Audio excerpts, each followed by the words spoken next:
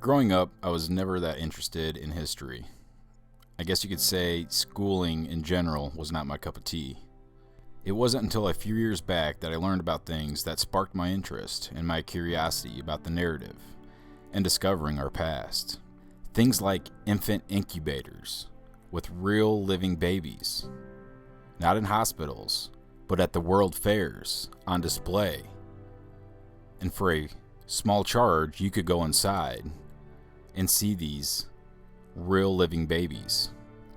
Truly a wonderland. The orphan trains, and the many children who didn't seem to have any parents. The world's fairs, where great buildings were built, and shortly after, torn down. Civilizations built on top of civilizations that have been buried, and even some of the taller buildings being claimed as their very own. So I'd figured I'd post some of my explorations in a city that's close to me, called Davenport, Iowa.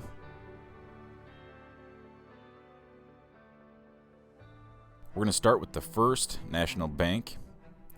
This is located at 201 West 2nd Street.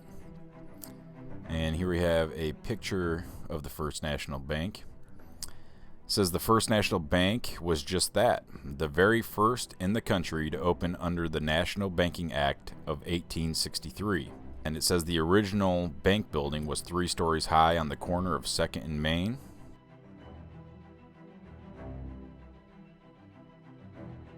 By the 1900s, that it was deemed too small and it was raised to a 6-story building. According to the January 31st, 1923 Davenport Democrat, plans were already underway to replace this building with an even larger one, and tenants were given until the 1st of May to find other offices.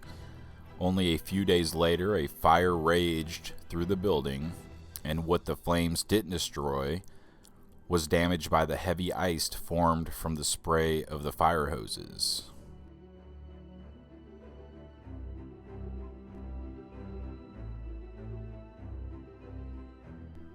I found a short write-up from Davenport, Iowa History, where it says First National Bank Fire 1923. And it says, pictured as the aftermath of the Great Fire at the 6-story First National Bank building on February 3rd, 1923, located to the right, or to the west of the bank, was Sheriff's, formerly Newman's, woman's clothing store. The fire broke out shortly before 1 a.m. and was discovered by Ed Miller, the bank's night janitor. He said that he saw, or as he was leaving the building, he saw smoke issuing from one of the windows on the 2nd Street side on the 6th floor. And if we look at this picture, and I'm not sure if they're saying this is the bank, but this door, if we compare it to the other pictures we have, it doesn't even appear to be the same building. No doubt that maybe this is a different part of the building, or maybe to the left or the right of the bank. It looks like a different building to me.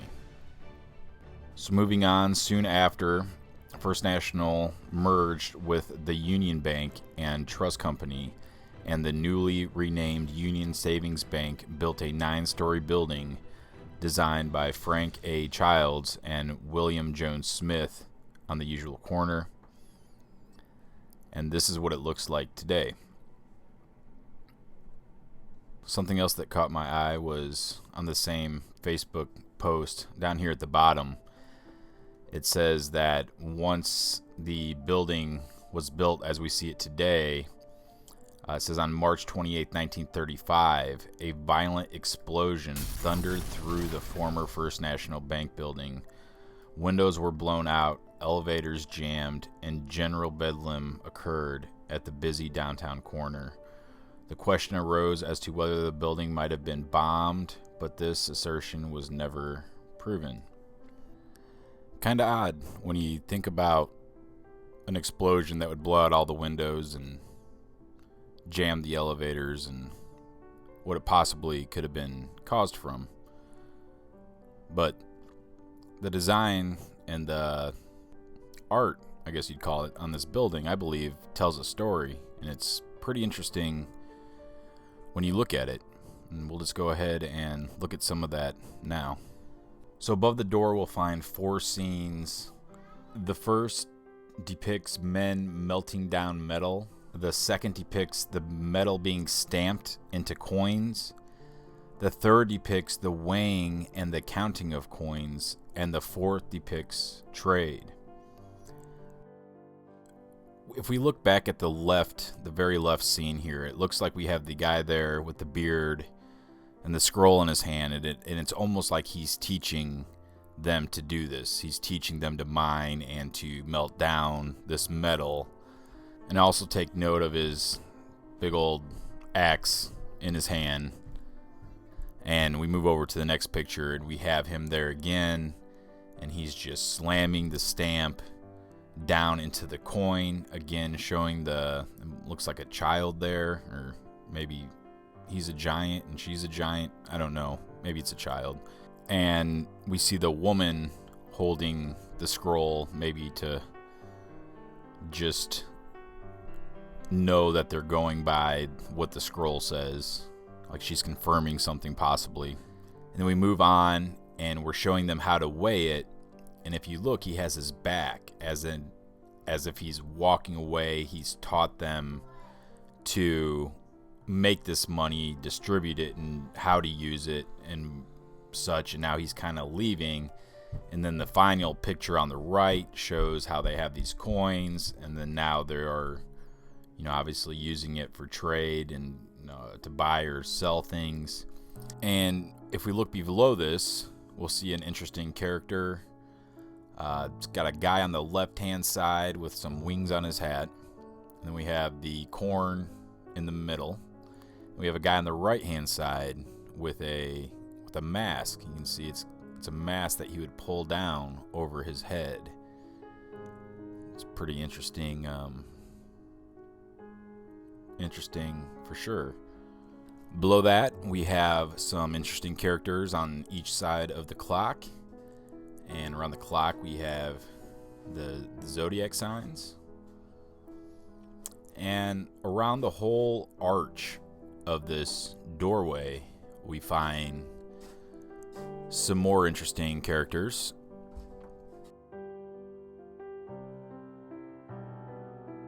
Bottom depicts a guy with looks like a hammer, and he is labeled labor. And when we move up to the next guy, it's kind of interesting. He's got the little piece of a building in his hand, and he is labeled industry. Then we have a woman who looks to be holding some crops, and she's labeled agriculture. And right above her, we have this guy, and he is labeled commerce.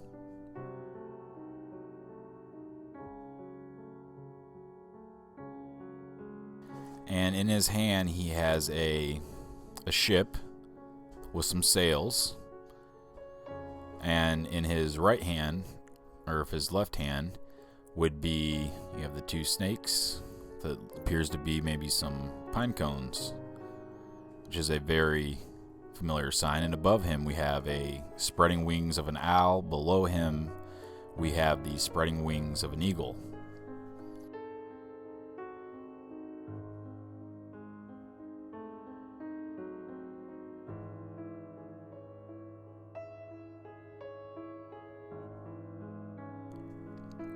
And when we move on to the other side, we have the woman standing there. She's labeled banking.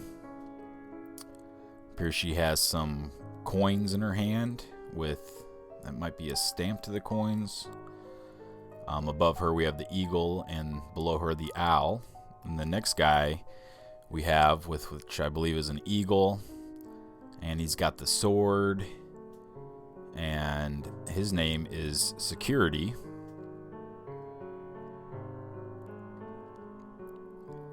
We move on to Another character who seems to be holding a book. And when we look at the bottom, we'll see a skull along with the word philosophy. Let's have another look at him.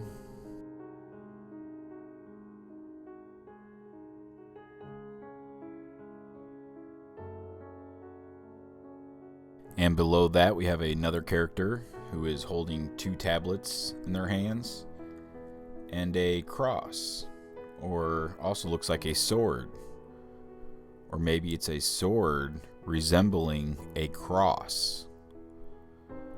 And they are labeled law and have the 2 balances below them, and it does say law. It is hard to make out.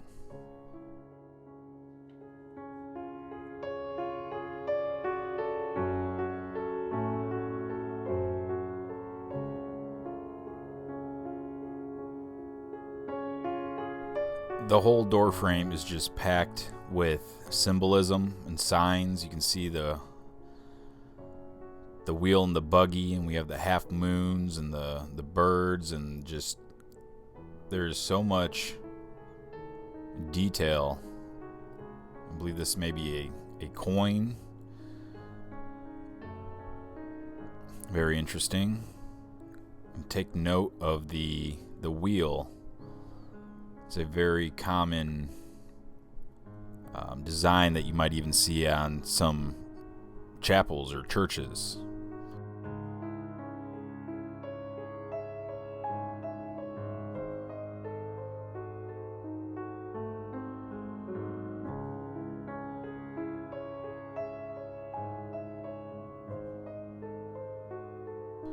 You have the kids down at the bottom with their bag of coins and their books. Very interesting.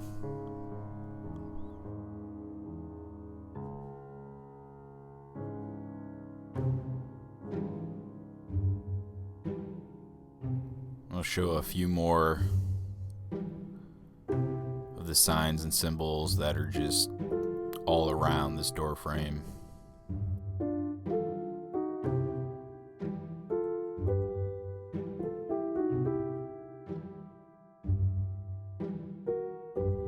This all tells a story.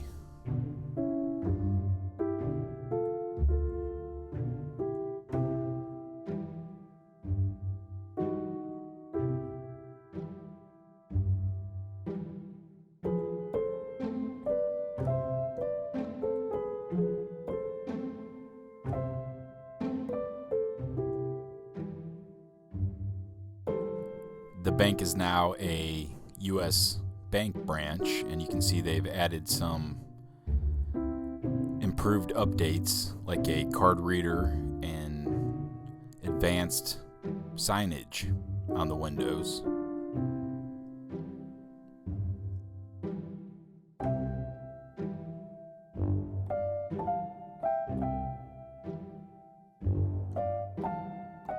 As I was leaving, I noticed a silver reindeer standing across the street looking at me.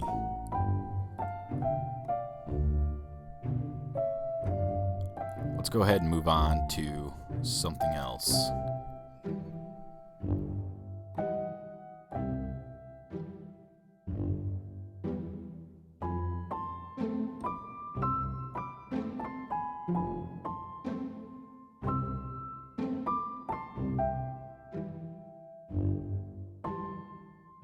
Palmer College of Chiropractic, which is currently under some construction, but this is also a very interesting place. Palmer College of Chiropractic. It says Palmer College of Chiropractic is a private chiropractic college with its main campus in Davenport, Iowa. It was established in 1897 by Daniel David Palmer and was the first school of chiropractic in the world. The college's name was originally the Palmer School and Cure and later became the Palmer School of Chiropractic.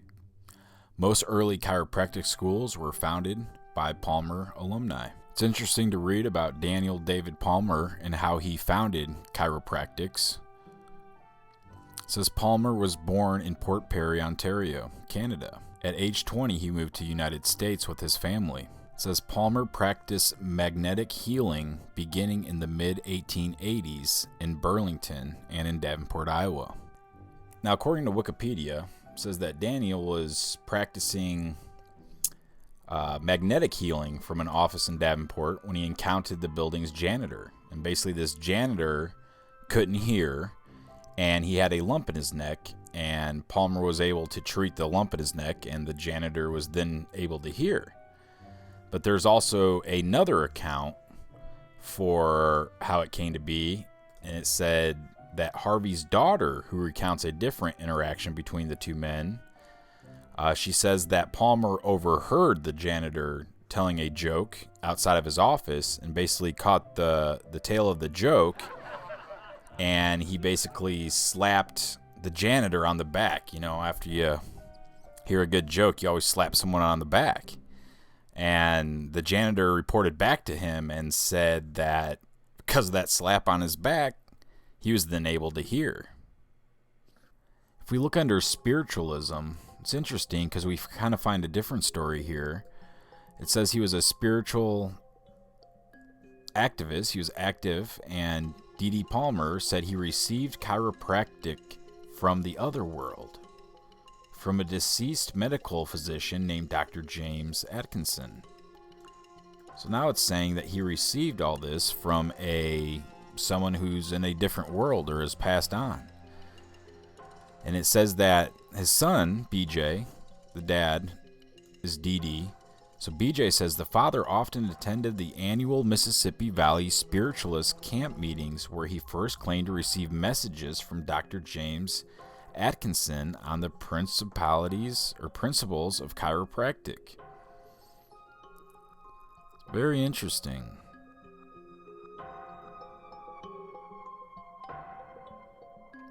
He regarded chiropractic as partly religious in nature. At various times, he wrote, "We must have a religious head, one who is the founder, as did Christ, Mohammed, Joseph Smith, Miss Eddy, Martin Luther, and others who have founded religions. I am the founder of chiropractic in its science, in its art, in its philosophy, and in its religious phase. Nor interfere with the religious duty of chiropractors, a privilege already conferred upon them. It now becomes us as chiropractors to assert our religious rights. The practice of chiropractic involves a moral obligation and a religious duty." It's very interesting. It's as the chiropractics was a religion, and therefore it was practiced as a religion. But it does say that D.D. Palmer distanced himself from actually renaming the profession to the religion of chiropractic and discussed the differences between a formal, objective religion and a personal, subjective, ethical religious belief. Interesting.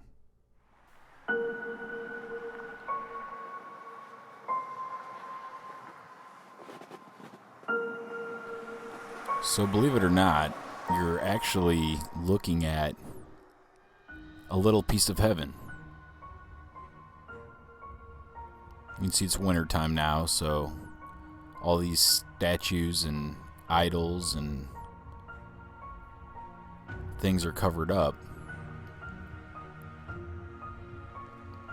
But this is right here on the Palmer grounds, connected to the original house in the courtyard.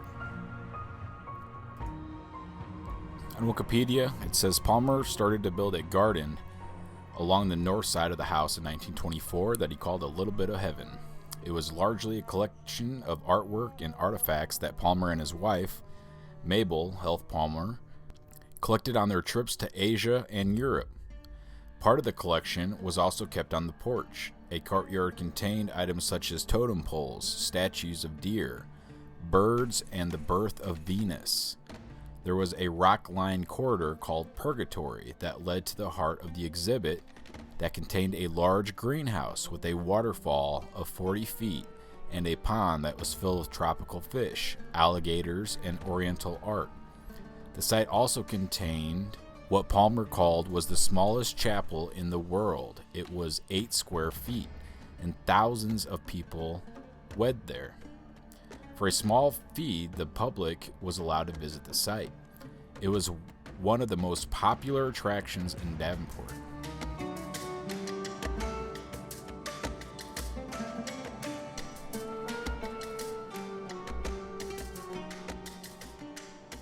On museumofthemes.org, we see here that though it is impossible to see from the outside the gate, the ancient wishing Buddha is still there today. Inside the shelter is an 1,100-year-old Japanese bronze Buddha at 10 feet high and 3 tons, one of the largest Buddhas in the U.S. One story about its purchase says that when BJ purchased the statue in 1927, the Japanese government attempted to block its removal. BJ persuaded the officials by assuring them that the statue would be given proper respect, and indeed for many years incense was burned 24 hours a day in its honor, perhaps up until the garden was dismantled. And according to their Facebook page, a post made on October 17, 2017, says that we still burn incense to the wishing Buddha, fulfilling BJ's promise.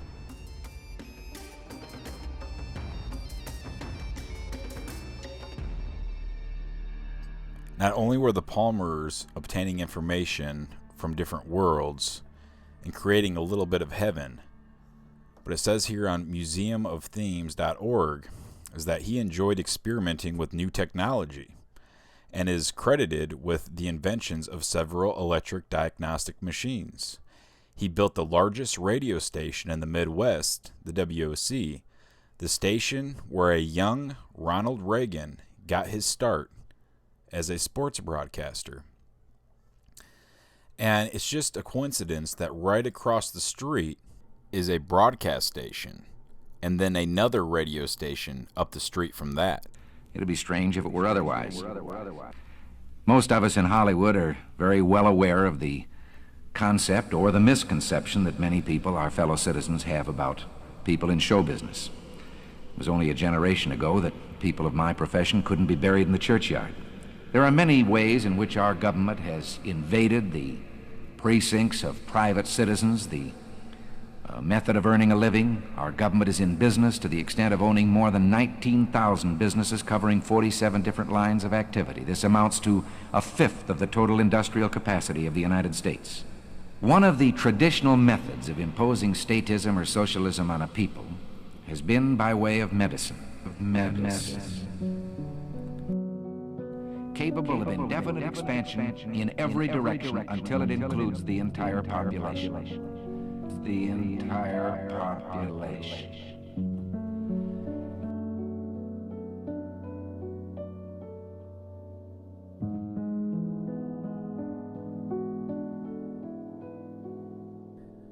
There's no doubt that Palmer Chiropractic School is a very interesting place with some very interesting buildings and with some very interesting history.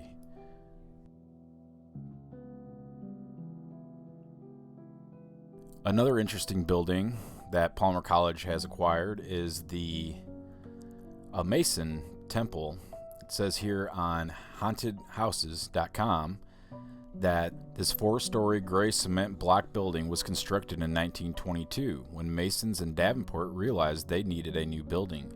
This new Masonic temple opened its doors on the 19th, 1923, and was dedicated as Davenport Lodge Number 37, a lodge of master masons with 400 members, many of whom were policemen. Groups of many men found in various traditional organizations for men, military, police, gangsters, masons, etc., have experienced male bonding on an intense level which creates a loyalty and commitment that can even outlast a lifespan. It says all the paranormal activity which takes place in this building has been boiled down to one sentence by other websites. Many types of haunting phenomenon at all hours of the day have been reported by the college's security staff. And maybe we'll look into this more later.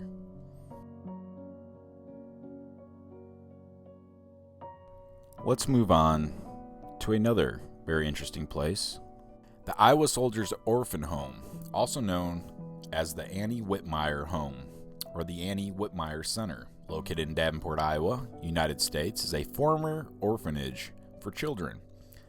It is listed on the Davenport Register of Historic Properties and is a historic district on the National Register of Historic Places. The home was originally used for orphans from the American Civil War. Starting in 1876, children from broken homes, as well as orphans from all of Iowa's 99 counties, were taken in at this home.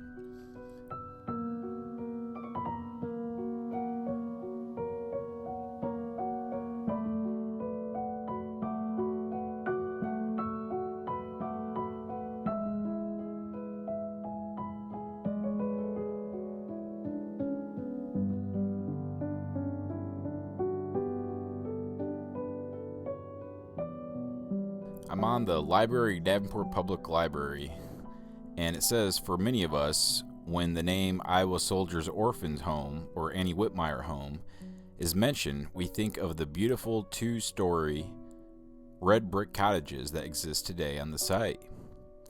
These were not the original buildings that the orphans arrived to in November 1865. The site had been the home to Camp Roberts, later renamed Camp Kingsmen, for cavalry units during the Civil War. This is apparently what was built there before that.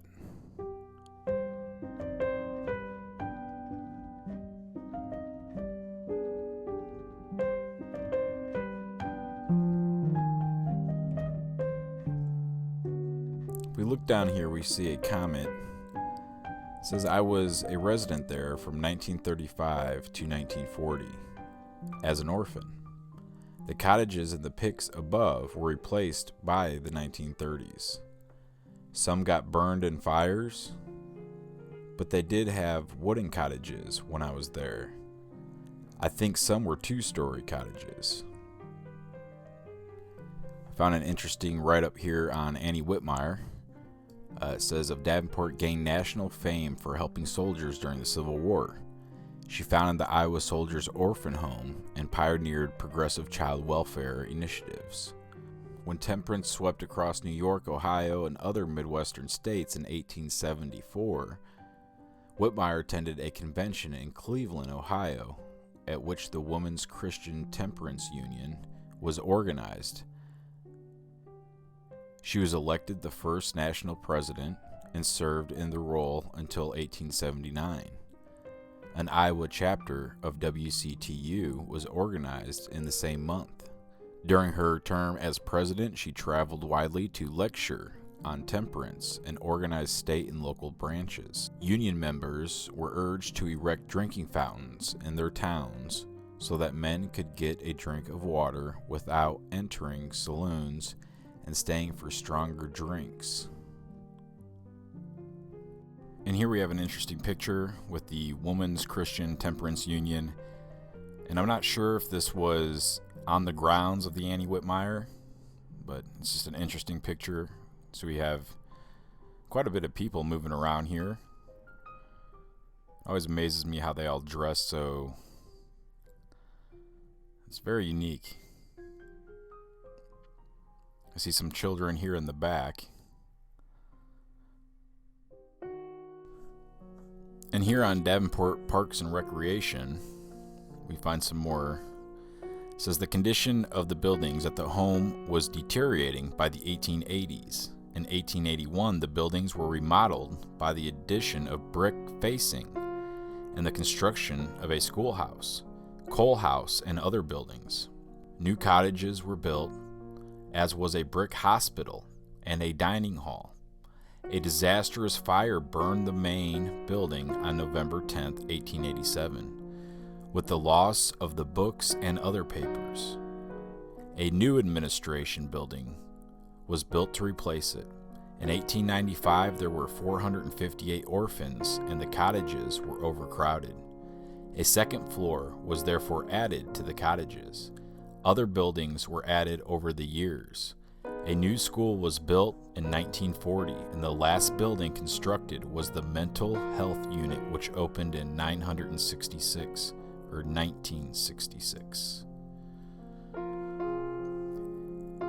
It says, during the 107 years, the Davenport home was in existence of over 12,000 children. They called it home. This is from the Quad City Times, and it says Indian Mound is at Whitmire's complex.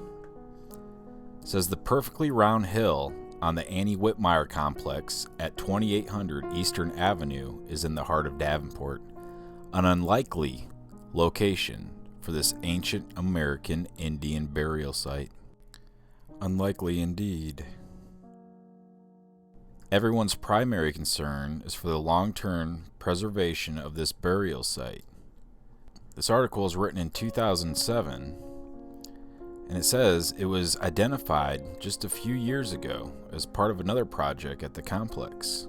There is no public access to this exact site, and persons who violate the easement rules may be charged with an aggravated misdemeanor. We better stay away from this for right now.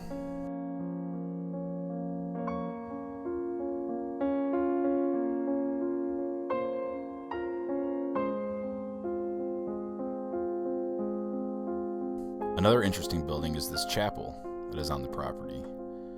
You have a picture of it here. It says the former chapel at Iowa Soldiers Orphan Home. It was a contributing property in the Iowa Soldiers Orphans Home Historic District. The building is now a theater for the Davenport Junior Theater. So they've turned this into a theater, and on Sundays it functions as a church. Now I can't find very much information about when this was built, but I did find this old postcard on eBay of the church, and you can see it does look different now. You can see the top of the tower's gone, and it looks like it had a big stained glass window. And if we compare that to how it looks today, I'm not sure, maybe it had caught on fire, but some of it has been dismantled. It says the Chapel Orphans Home, Davenport, Iowa, on the bottom. We have some kids out in the front enjoying, looks like to be nice weather.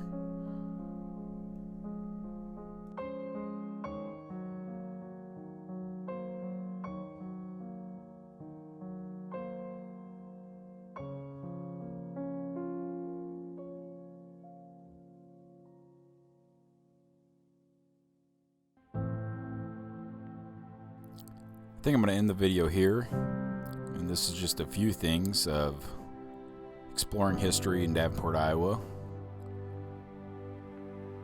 If people are interested in seeing more exploring of Davenport, Iowa, just let me know in the comments. And that's that. Thanks for watching.